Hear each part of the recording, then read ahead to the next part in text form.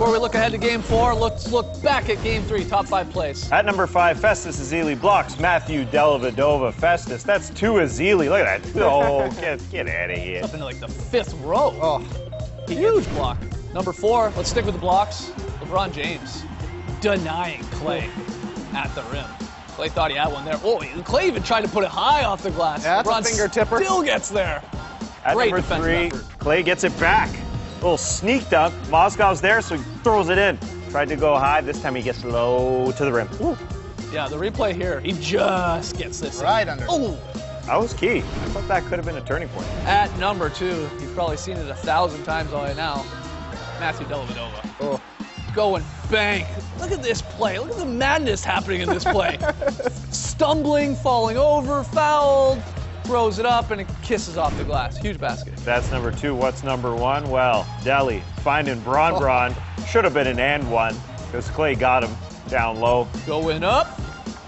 On a Tuesday. There you go, Trey. I was waiting. Had to remember what day it was yesterday. Sorry. Top 5 plays from Game 3. Let's start looking ahead to Game 4, though. 2-1, Cavs lead. Game 4, of course, in Cleveland, Thursday night, 9 p.m. Eastern. Tips about 9:10 on ABC. We've been doing this with every single game here. A couple things to watch for heading into this game. Tass, what will you have your eye on in Game 4? Well, people are talking about Steve Kerr changing the defense against LeBron James and throwing some more bodies at him. But they should not do that. They shouldn't do that. There should be no change whatsoever.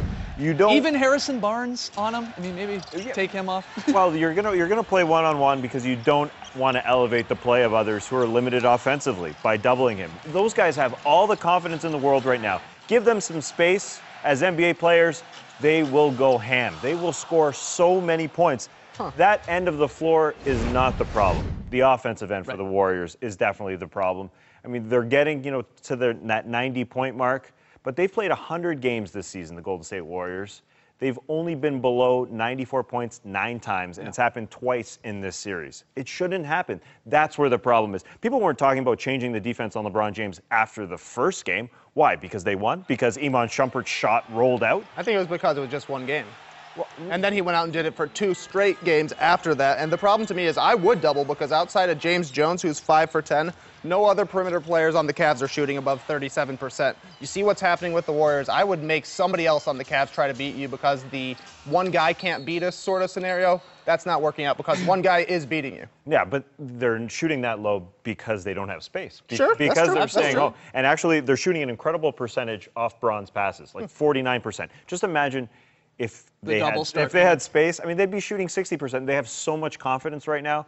I think you would just see sort of what happened to the Hawks in Game 4, where the shots just started raining down if they had space. In Cleveland, this is such a must-win game. I think you got to take away the other guys. What about you, Trey? What's something to watch for in Game 4? Maybe something to help with the defense is bringing in Andre Iguodala for Harrison Barnes. I don't know if necessarily he has to start, but I would want Iggy in for Barnes very, very quickly. Barnes, to me, just has no confidence right now, and it's pretty obvious that he can't guard LeBron James, which isn't surprising, though people were pretty convinced he was going to do an okay job because he bodied up Zach Randolph in the Memphis series. That being said, the Warriors have been better with Iggy on both ends. He pushes the ball. He's the best option for LeBron.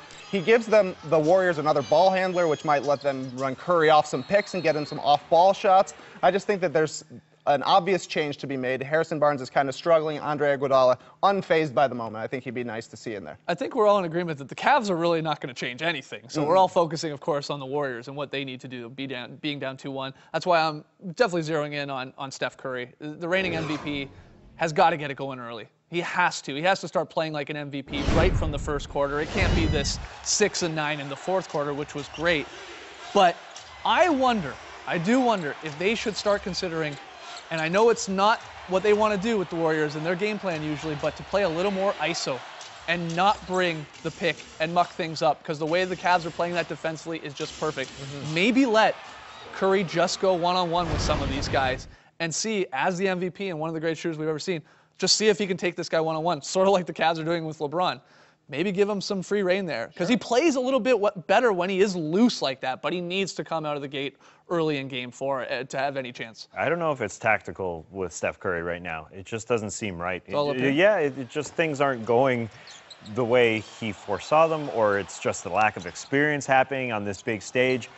Then again, I wouldn't be surprised, not only if we saw a Steph 40-point game, of course that could happen, but the Warriors have been in a scenario before where they were down 2-1 against Memphis Grizzlies round 2. I know it's a bigger stage, but they do get better as the series go on. I wouldn't be surprised if the Warriors turn it on. I wouldn't be surprised if the Warriors win the next 3.